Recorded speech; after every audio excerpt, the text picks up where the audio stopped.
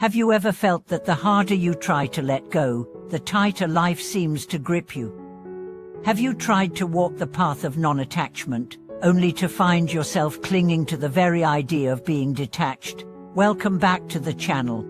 Today, we'll explore a concept at the heart of Zen and the spiritual life, what it truly means to have nothing to do, and how the wisdom of great Zen masters can help us see through the illusions that keep us bound.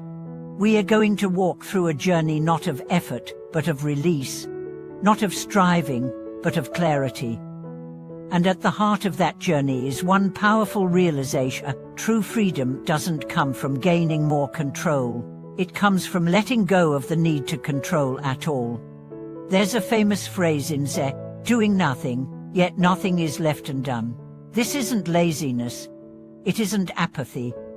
It is a radical form of engagement with life so profound that you no longer impose your will upon it. You don't resist the river. You become the river. Let's begin with a figure whose insight into this truth continues to echo through time, the great Zen master Dohu Izango. Known for his fierce clarity and uncompromising compassion, he spoke of no thought as the gateway to awakening. But what did he mean? Did he suggest a blank mind, a mind devoid of emotion, experience, or sensation? No, what he pointed to was a mind unbound, a consciousness unclouded by grasping, fear, comparison, or fixation. To live in this way is not to stop thinking, but to stop being owned by thought. Let's look at a simple example. Imagine you are walking through a forest. You hear birds, feel wind, smell earth. If you just walk, just breathe, just experience, there is peace. But the moment your mind begins to judge, this is too hot, that bird is too loud, I wish I had brought my phone, you are no longer walking, you are lost in mind-made noise. That is the difference between presence and clinging. The Zen path is not about adding more, it's about removing what blocks your natural awareness. It's about seeing that life, as it is, contains everything. You don't have to chase silence. You simply need to stop generating noise. Let's go deeper. What do we cling? Because we believe that what we hold on to will save us. We believe that if we can just get the right partner, the right job, the right teacher, the right technique, the right meditation, then everything will fall into place. But Zen cuts through all of this. It asks, who is the one clinging, and what happens when you stop seeking and simply be? The answer is not philosophical. It is experiential. In the silence beyond striving, you find a peace that is not dependent on outcomes. You discover that you were never broken to begin with, that the seeking was not warm, but that what you sought was always here. This is the non-doing of true realization. It is the radical quiet of being okay with what is. Let's share a story from Zen tradition. A monk came to his teacher and said, "Master, I am constantly disturbed. My thoughts will not rest." The teacher said, "Bring me your mind, and I will calm it." The monk replied, "But I cannot find it."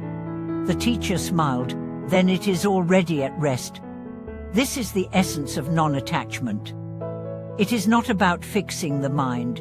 It is about seeing that the mind, in its nature, is empty, like clouds drifting across the sky. Thoughts pass.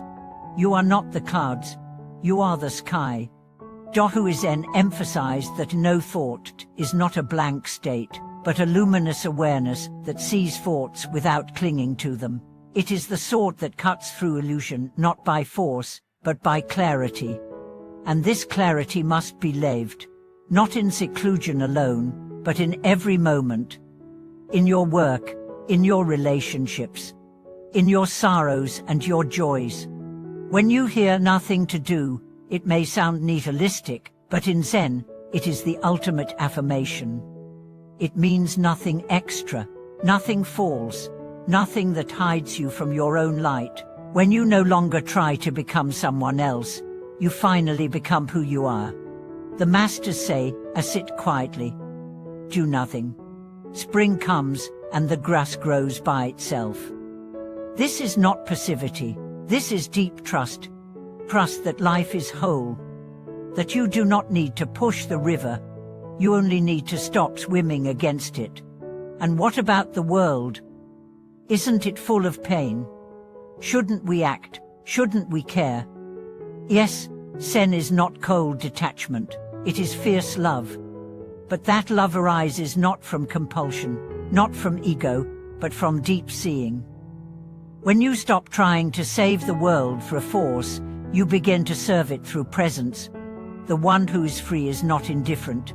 They are intimate, they cry, they laugh, they fail, they rise, but they don't cling. They are like a mirror, reflecting all, grasping nothing. They are like wind, moving freely, touching all, needing nothing. We talk that awakening is not somewhere else. It is here, always here. But to see it, you must drop everything you think you know. You must be willing to be naked of identity. To see without the filters of name, story, and control. He also warned against spiritual pride. Even letting go becomes something to grasp. Or how detached I am, the ego says. But true detachment cannot be known. It is lived, and it is gentle. It leaves no trace. In modern life, how do we live this wisdom? Start by simplifying. Don't chase silence, turn off the noise. Don't chase presence, put down distraction. Don't chase enlightenment, sit in what is real. When you eat, just eat. When you walk, just walk. When you speak, speak from your center.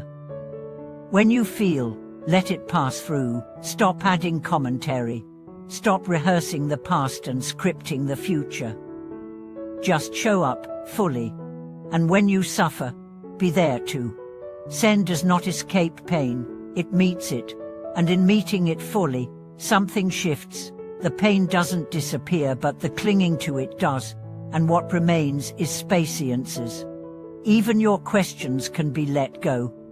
Am I getting closer? Am I doing it right? These are just more clouds. Let them drift. The sky doesn't need to know it's the sky to be the sky. This is the gift of a nothing to do. It's the great freedom of no longer needing to perform, no longer needing to be someone. Just being. Thank you for watching this video.